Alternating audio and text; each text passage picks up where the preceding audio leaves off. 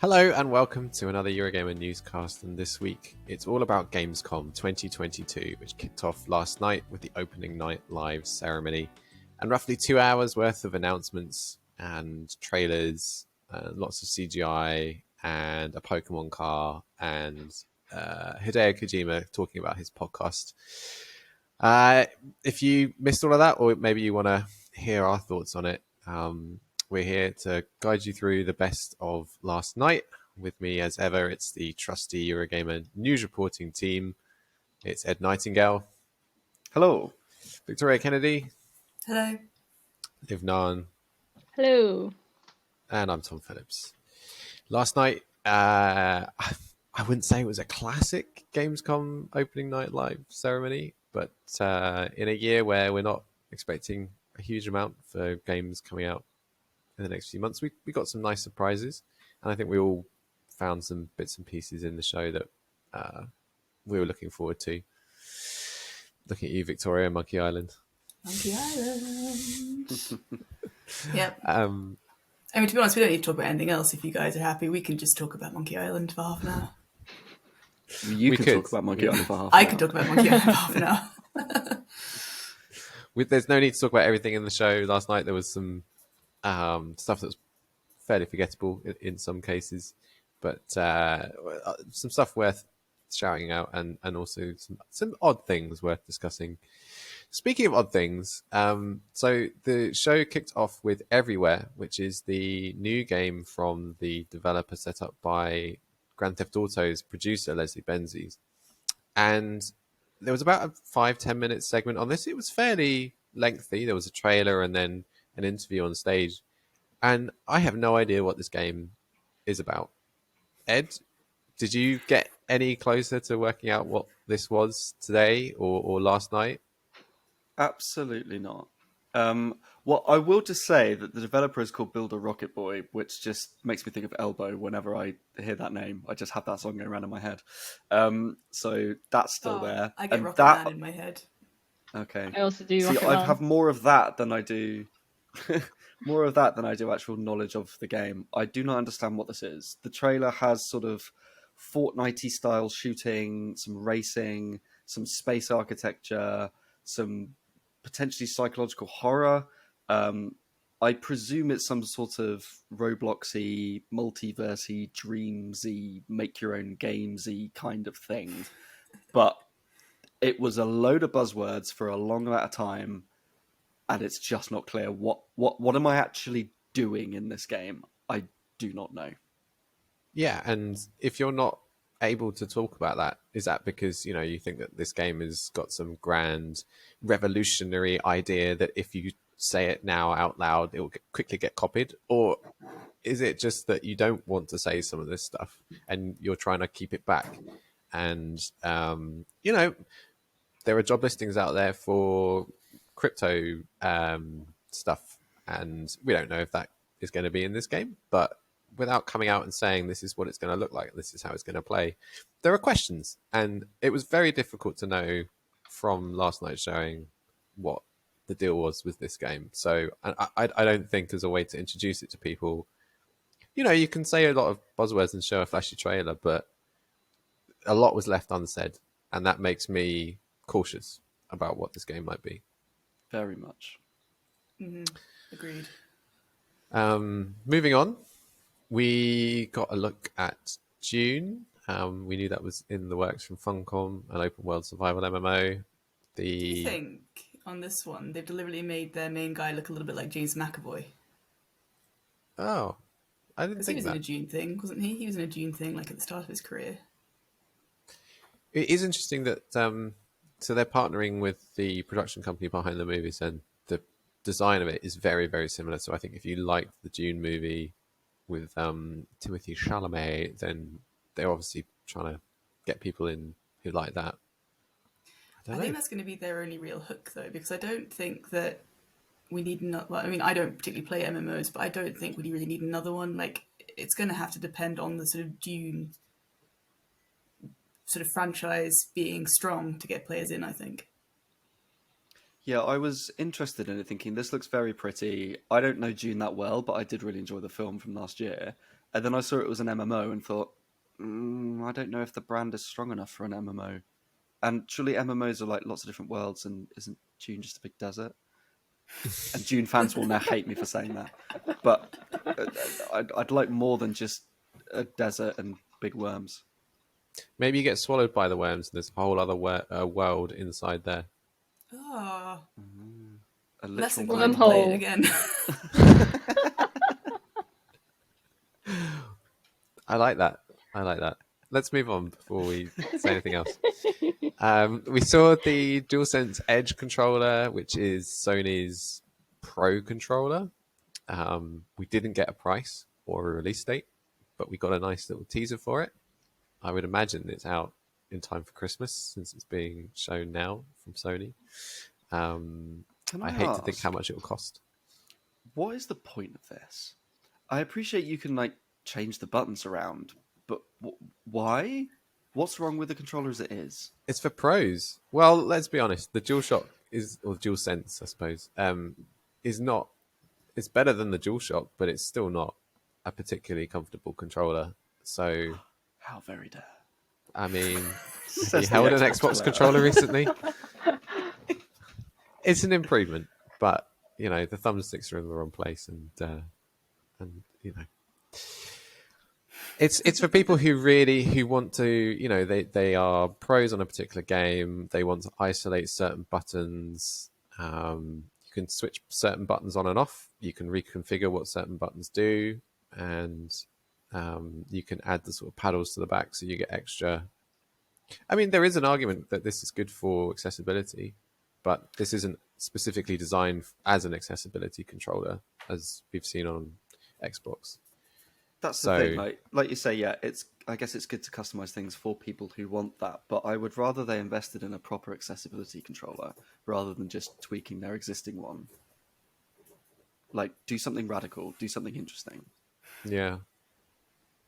Well, we'll see. Sony seems to be keeping fairly stum about this so far, so we'll get a bit more information, I think, as it comes closer to being put out there. And yeah, I'm really curious how much it costs. The Xbox Pro controller is not cheap. Next up, we got the Callisto Protocol. Don't call it Dead Space, but it's the spiritual successor from the creator Glenn Schofield. Victoria, you've been following the development of this, and I think you wrote our story on this last night. It looked pretty gory. It did look very gory. This is the thing. So I was talking with you guys in the chat, obviously, and as soon as I saw that like rotor blade situation happen in the middle, I was like, well, something's going to go into that. We know that. You called that. I did call that, and I think anyone who had been following the game would have also made that call. The bit I didn't expect, though, was at the end of the space flume that he went down. I don't know if can I say it on here if people watch the trailer. Yeah. You guys know the bit I'm talking about, right? Though I wasn't I was expecting him to get mashed up in the fan, but I wasn't expecting it to like drag him up to the ceiling and then get him fully severed in half. That was that. So I'm looking forward to this game. I think the fact that we saw the sort of mutation enemies is really interesting, and the fact that the way they were like reforming and things, and the fact that they also seem to be like they could literally come from anywhere. I think that'll be I think it's going to be fun. Resident Evil's been doing mutations for years. Catch up. Look at that eye roll. Oh. So I'm looking forward to that one. It doesn't look like it's going. Sorry, Liv.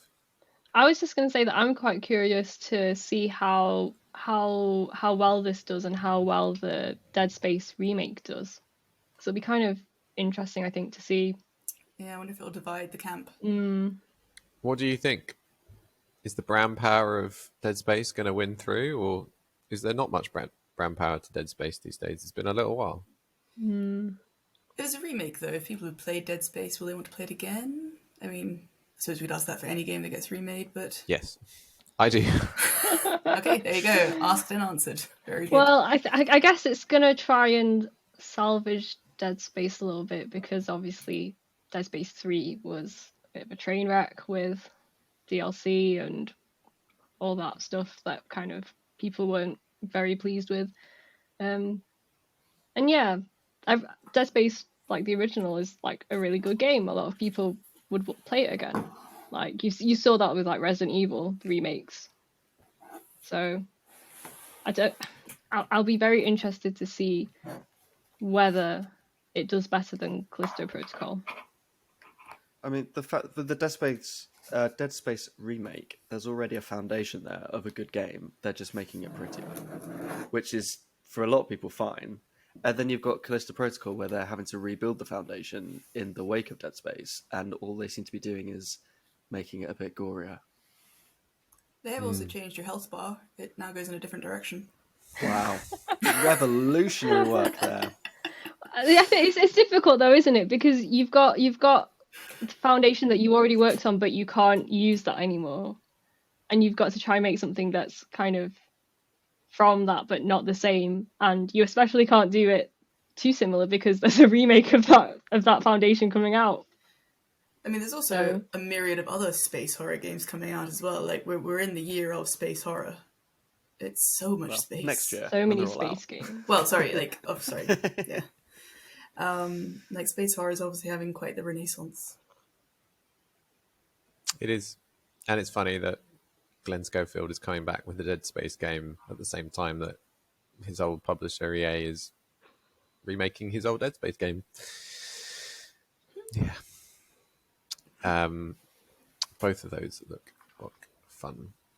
We also saw Tales from the Borderlands. We also saw Randy Pitchford's Yellow Trousers. I don't know if they were themed alongside like the yellow of the Borderlands logo, but very on brand. One of those things look good. And then there was Randy Pitchford. We got a look at Sonic Frontiers. This is one of the things that leaked yesterday before the show itself, and poor Jeff Keighley, the presenter, had to sort of just say, well, here's the confirmation of the release date that you could read about on Eurogamer and elsewhere since earlier in the day. Ed, as our resident Sonic the Hedgehog / Amy Rose fan, why did this catch your eye? Just our resident Sonic the Hedgehog. I mean, I wouldn't say Amy Rose fan. I did notice that she's back. So yeah, it looks like she's been kidnapped and you'll have to save her. So that looks like a big part of the story. This new trailer is a story trailer. So they're trying to sort of explain what this new world is, who the robots are. There's a cute little companion sort of robot stone thing. There's also a very creepy looking child robot who looks to be the sort of antagonist. Some very strange things going on. I'm still quite excited about it. I don't think anyone else is, or at least amongst us. Do you think yesterday's trailer will have does that look better than what we've seen before? Do you think? I think so. Yeah, I think like when the footage first came out, there was a big debate about how good it looked, and lots of fans were complaining, saying, "Oh, it needs more time." And I think since then, and that was only a couple of months ago, since then they've released more and more trailers that do seem to be a lot more polished. So I don't know if that version of the game was just particularly early and they've already done lots of work on it, or if they're now suddenly doing lots more work. But I do feel like every time it's being seen, it seems to be improving. So I am genuinely excited to play it. I mean, I was a big Sonic fan as a kid, so any Sonic game I am looking forward to playing. But I do genuinely think this has potential. As someone who didn't grow up with Sonic, I grew up with Mario instead. Is Amy Rose Princess Peach? Kind of. She was introduced in Sonic CD, I believe, and is kind of Sonic's girlfriend, but it's complicated. That's their Facebook status. A little bit. Well, it's kind of she's more into him than he's into her because he's too busy running. And running quick, and she's chasing after him a lot. She just can't keep up. She's got to go fast. Yeah. She's a rabbit, right? No, she's a hedgehog as well. Oh, right. Okay. Is there a rabbit? What part of her looks like a rabbit Cream to the you? rabbit. Sorry, Ed, I beg your pardon? Cream the rabbit, I believe. Hang on, I need to look that up now before I anyone assume else. we're using that as not a verb. Yep, it is cream the rabbit. What part of Amy made you think that she's a rabbit, though? I really don't know the character. I think I had an image in my head of a female Sonic character, and it was a rabbit. But that must be Cream the Rabbit. Yeah. I haven't heard of Cream the Rabbit, though. I think we should all stop saying Cream the Rabbit. Stop saying what? Cream the Rabbit? This is the quality content people come to Eurogamer for. Oh So- wow. Wikipedia has Cream the Rabbit and cheese. Okay. I'll end discussion on that over. There's a character called Cheese. Okay, No. discussion carries on. Victoria, Tales of Monkey Island. Oh, Or Return to Monkey Island. Return. I know, I'm so excited. And I love the fact that this made me snort laugh. The fact that you get the free horse armor, which, unless I'm mistaken, are they taking this like a slight dig at Skyrim? Because did they not Oblivion. have Oblivion Yeah. as it? Was that? Yeah, so I did get that. I thought that was hilarious that you're going to have this absolutely useless little bit of tat in your inventory if you pre-order. And I love that they're owning it.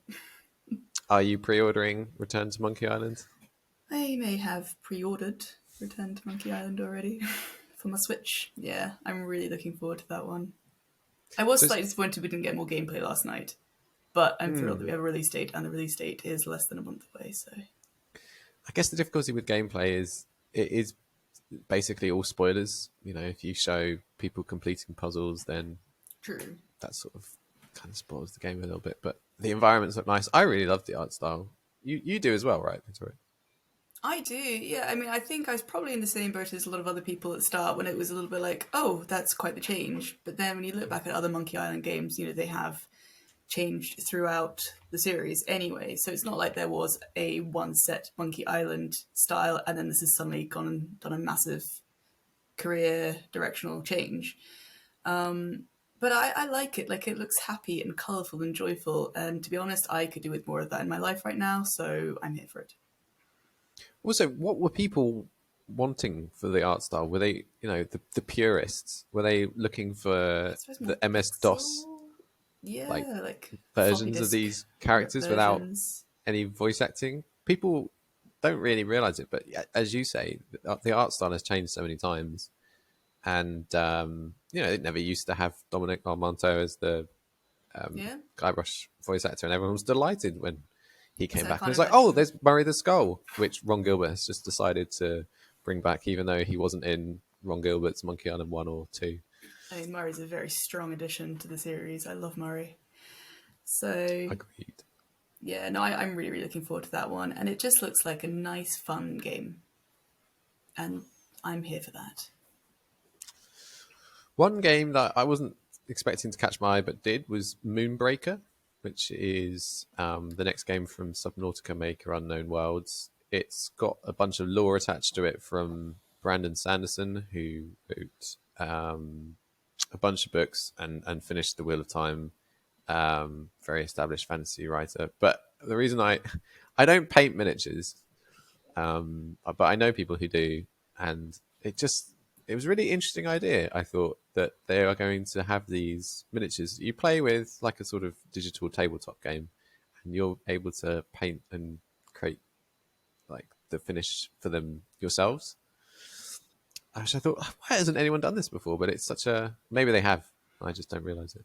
But James Bond nerd and me keeps calling it Moonraker, and I need to get out of that. genuinely interested in that one. Keeping an eye on it. What else did we have?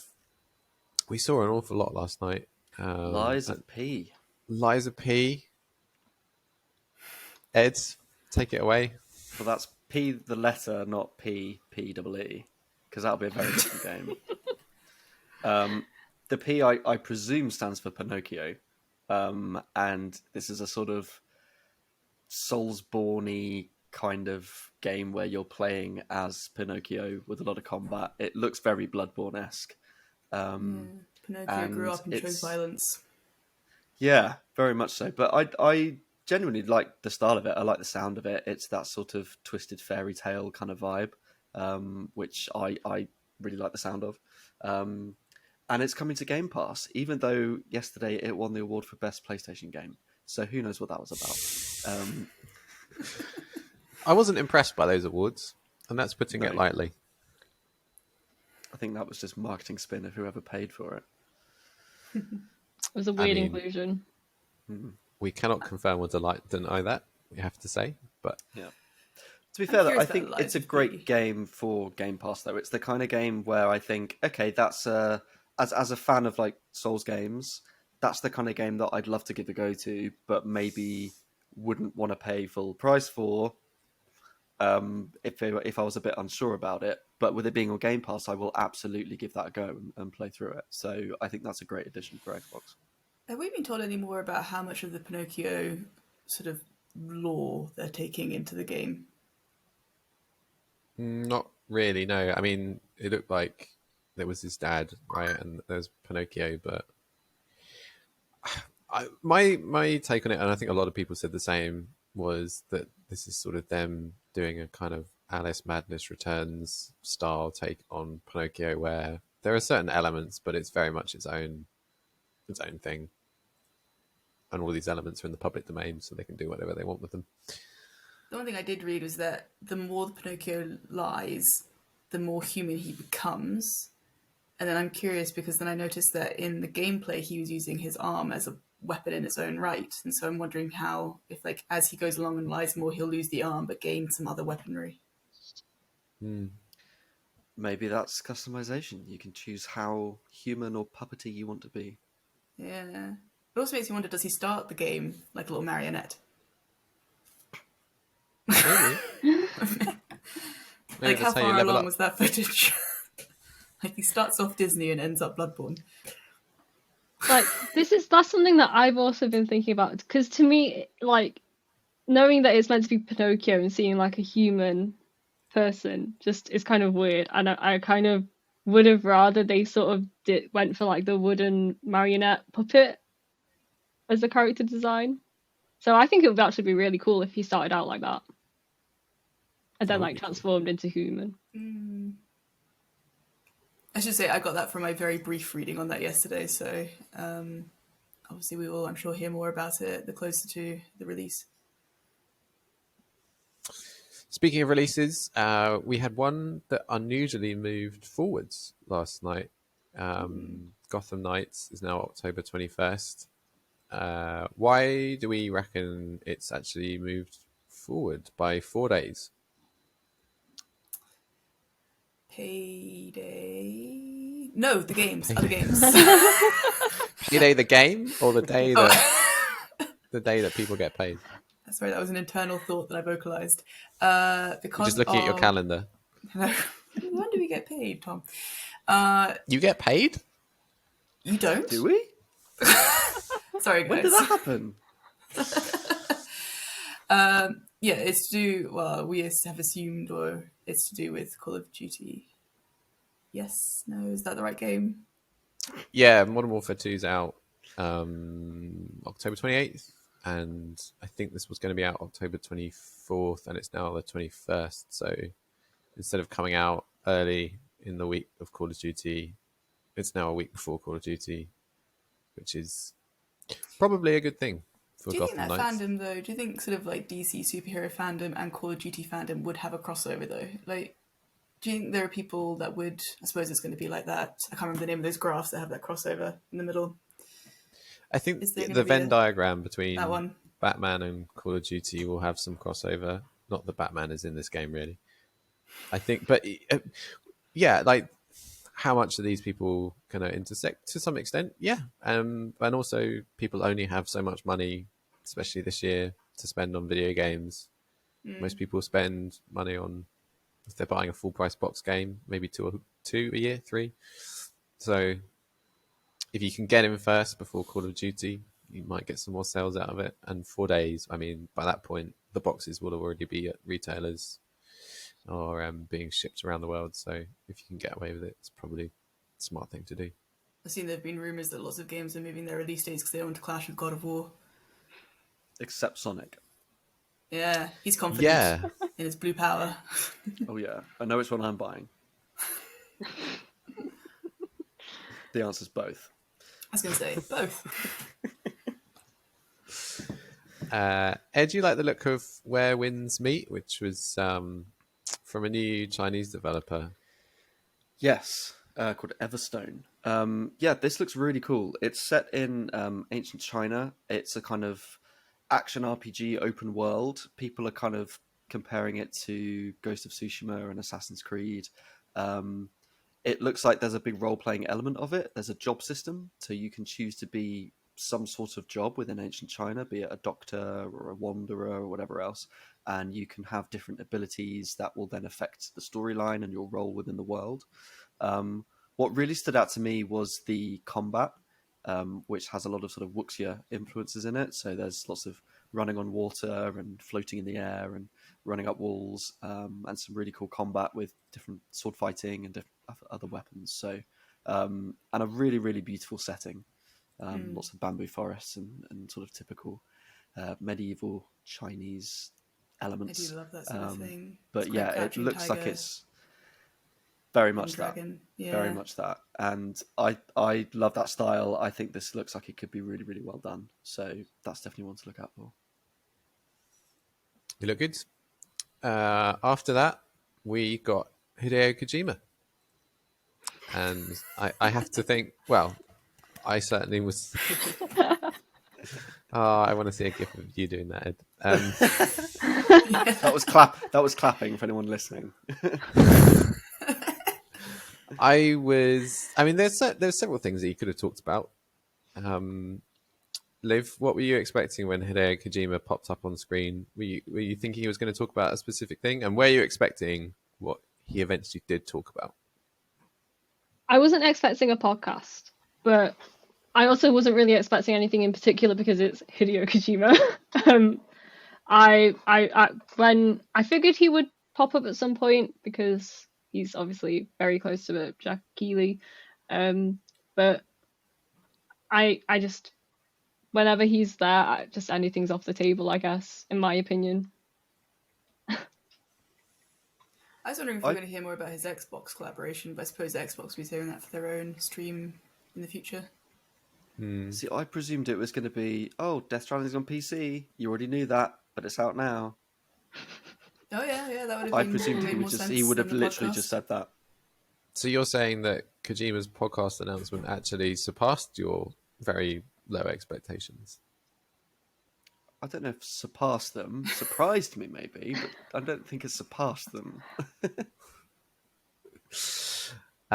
So yeah, you can go see or listen to Kojima on Spotify now. We didn't get any information about his Xbox game, which supposedly he's working on to do with xCloud, and we didn't get anything on Death Stranding 2, which naughty open Norman Reedus, that's his name. Yeah, mentioned earlier this year. So Are you all rushing to listen to the podcast? well, I mean, it was quite late when we finished last night, so just I found time to pre-order Monkey Island, and then that was me done for the day. So Your last little bit of energy. yeah, it went to Guybrush Threepwood. I'm sorry, Kojima. I went to go look at Destiny skins in Fortnite. I mean, it did also make me laugh that I think one of the guests is Jeff Keighley. So it's just the two of them patting each other on the back in their own show. I mean, Jeff Keighley popped up in Death Stranding, so why not pop up in the podcast? Sorry, picturing him like a whack-a-mole now. It's popping up. Well, he does on a very regular basis. We've got him 3 times a year now. It's Gamescom, Game Awards, and then Summer Game Fest. Whatever Kojima's doing. Yeah. Yeah. And the Kojima podcast series. Good. We saw a Pokemon car, which, I mean, Because of course. at this point, I was just sort of, all bets are off as to what Jeff Keighley's going to awkwardly promote next. this is a mini car that seemed to have like some Pokemon software that was shown on its screen. That basically just an animation of Pikachu pops up. It looked quite similar to like there's a little thing you can set for your smartwatch where Pikachu pops up. It looked the same as that, and somehow they squeezed a 5-minute segment out of it where they talked to the designer of mini cars, and Jeff Keighley said, "I'll ask you about your favorite Pokemon in a minute," and then he didn't, and the designer just talked to Jeff Keighley about how minis are a car that personifies play, and Mini is actually a character, and Pikachu is a character, and therefore this brand deal made a lot of sense to us. I don't know if this is just a sign that I'm now over 30, but I feel that cars should not be considered a plaything. They are, I don't know, I find that a very odd concept to put things that are going to distract you into a vehicle that you're in control of. But to each their own. That's fair enough. Yeah. Unless there's an actual Pikachu inside it, I'm not interested. That would Do be you think insane. it'll read like Pikachu sat nav? Do you think it'll be Pikachu telling you to turn left?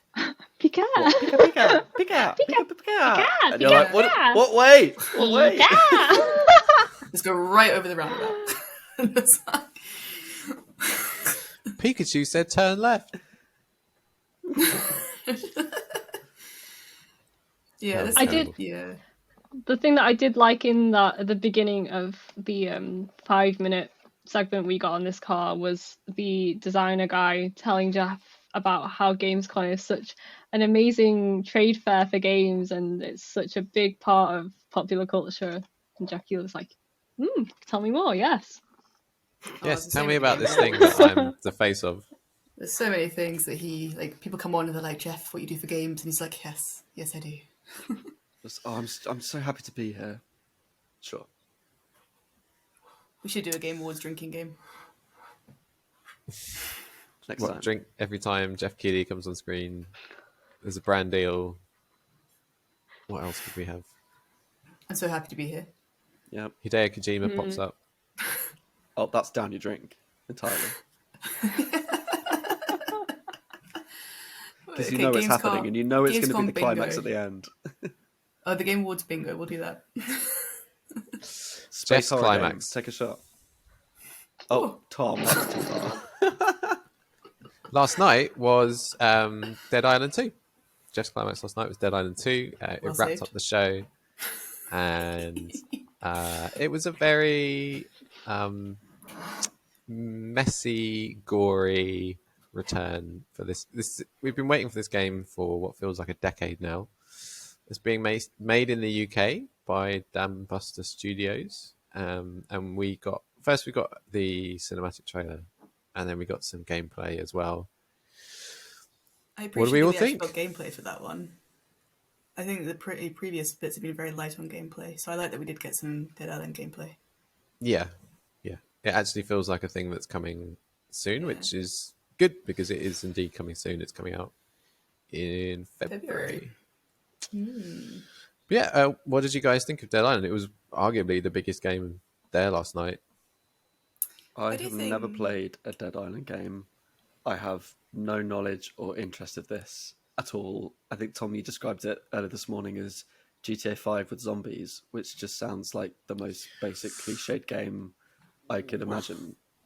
Well, that was sort of more to do with the setting, which the internet and myself are a little Which is not an confused island. about the fact that it's set in LA and LA is not an island. Yeah. And I think it's the setting makes sense because you are doing an open world game in a city that is also the setting basically of the most profitable open world game of all time, GTA 5, and you're adding zombies in there too. So there were definitely moments in that trailer last night where I was like, this could be like a GTA 5 screenshot. And I think the humor was, quite similar as well. So the pitch to me, looking at that trailer, is here's a funny, silly open world that's based on LA. Plus, it's got zombies in as well, so it's like GTA 5 plus zombies. We One didn't thing get a huge amount about how the game's going to work. Sorry, Victoria. Oh, I was going to say one thing I did like is it did feel that like it was enough to set it apart from other zombie things out there at the moment. Like we saw a little bit of so the Dying Light DLC we got to see a bit of earlier on in the show, and even though there were two kind of zombie chaotic brawling slicing dicing games, they were I think different enough to set them apart from each other. So I do think Dead Island 2's got that going for it at the moment. Liv, what did you think? Are you interested in Dead Island 2 at all? Have you played Dying Light or Dead Island 1? I played the first Dying Light. Haven't played Dying Light 2. Haven't played Dead Island before. And yeah, it looked good, but I guess I don't know, maybe it's just I'm just a bit jaded, but it just kind of looked sort of like a AAA game to me. It just to me it seemed quite standardish for kind of, an open world zombie beat 'em up. But that's just personal opinion. What was everyone's highlights from the show? I think I might be able to guess Victoria's. What was yours, Victoria? Well, I kind of now feel I should go and give you a massive curveball, but it was the return to Monkey Island for me. Again, even though, like I said, I was a bit disappointed we didn't see gameplay, just that game gives me joy, and that's great. But then I did also like other things. Like I'm looking forward to the Callisto Protocol. There was nothing in there that I found particularly nothing there that I saw that I wasn't expecting to see that took me by surprise. So it was things that I knew were coming that I'm still excited about. Liv, what excited you most about that was shown last night? For me, it was probably a toss up between the Callisto Protocol and Where Winds Meet. I think Where Winds Meet looks really, really interesting. It does. I'm looking forward to seeing more of that. Ed, how about you? Yeah, Where Winds Meet for me as well. I think just partly I think it looks great, but also it's one of the few games which was a genuinely new announcement of something that we haven't seen before. I am also excited about Sonic. I'm not going to lie. But I will also shout out as well Weird Song, which was just a very quick mini trailer. But the team behind that is loads of people from, I think, Bethesda and Obsidian, and like amazing RPG pedigree behind that. Yeah, a very sort of dark, twisted role-playing game, fantasy game. It's about I think it's Knights of the Templar. I might have got that wrong, but it's set in sort of medieval Portugal. Bertie's done a really great piece on that, which they barely showed anything about the game, but just from the idea of it and the people behind it, I think that's got a lot of potential. Yeah, that interview from Bertie is up on the site now and very worth watching or reading. It's an intriguing game. What was yours, Tom? I liked the look of Moonbreaker. I thought that was a nice surprise. I wasn't expecting that. Genuinely new game announcement. I quite liked Atlas Fallen. We got I blinked and missed the gameplay, but there was about 5 seconds of it right at the end of the trailer. This is the new Deck 13 interactive game they made, The Surge. It's set on a desert planet and it's a fantasy action RPG. Yeah, that looked cool. And what was the other thing? I think, anything but the Pokemon card. So the podcast then? Yeah, there you go. The podcast. Yeah. God, there was so much last night. There was something else. It will come to me. Yeah. Callisto Protocol. Yeah, I'm still interested to see what Glenn Schofield does with that. Okay. We often do this. If we had to review last night's Gamescom opening night live with the Eurogamer review scale, what would you all give it? No score. Yeah. I think I would agree. Yeah, there were some nice games there, weren't there? But as an award show overall, not hugely surprising. I think I mean, actually, I was surprised that Sony did the controller announcement there because so many companies this year are just not at Gamescom. You'll be able to read our Gamescom coverage. We've got we're at the show. We're not at the show, but Eurogamer is at the show. But in terms of what is actually on the show floor this year, it's very, very minimal. And I think you did see that a bit in the stream last night too. But we got Sonic, we got Monkey Island. It wasn't the end of the world. I'm hopeful for more Monkey Island reveals soon, with a little bit more like about their hint system and things, because there's now just over 3 weeks until it releases, and there's still a few questions ahead of its release. So, well, it's not long to wait for answers, then, is it? I know, Ed. I'm so excited. Awesome. Well, that was our take on Gamescom, and the coverage will continue on Eurogamer this week. Thank you if you've listened to us so far. It's much appreciated. Liv, where can people find you on Twitter? You can find me at JustCastHoly. Victoria? I'm Little Chop Shop Gal. And Ed? At Ed_Knights. I'm at Tom Phillips CG. Thank you again for watching. We'll catch you next time. Bye for now. See you next week. Bye. Bye.